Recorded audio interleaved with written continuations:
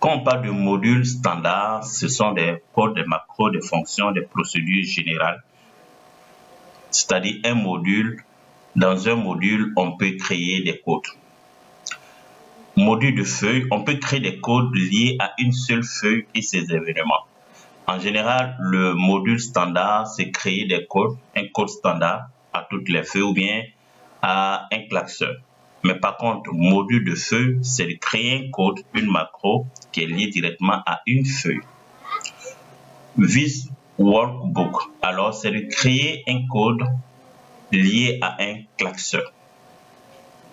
User form, c'est de créer un formulaire. Donc, je vous montre un exemple rapidement, un formulaire qu'on peut créer avec VBA. Donc, je vous montre le formulaire. Bon, voici un formulaire, par exemple. Ici, c'est un formulaire. Quand je clique sur payer facture, automatiquement, il y a un formulaire qui s'affiche. Donc, c'est user form grâce à l'objet user form dans l'environnement VBA qu'on peut créer ce formulaire. OK? Donc, c'est ce que je vous montre ici dans ce cas. Ici, on parle de user form, c'est pour créer des formulaires.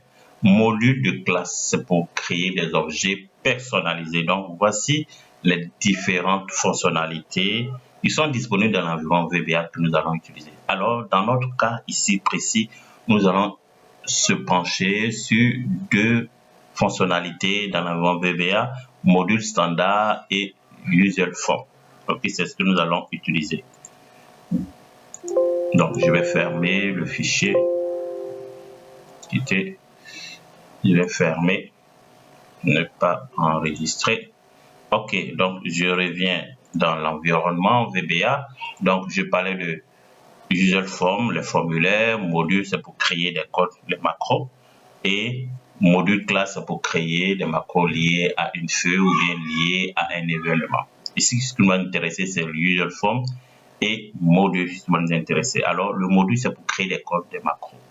Dans notre cas, nous avons créé déjà des macros, des codes qui existent déjà que nous voulons modifier. Donc ici, notre premier module, c'est ça. Le premier code que nous avons créé, nous allons cliquer dessus. OK? Alors ici, on n'a que deux codes.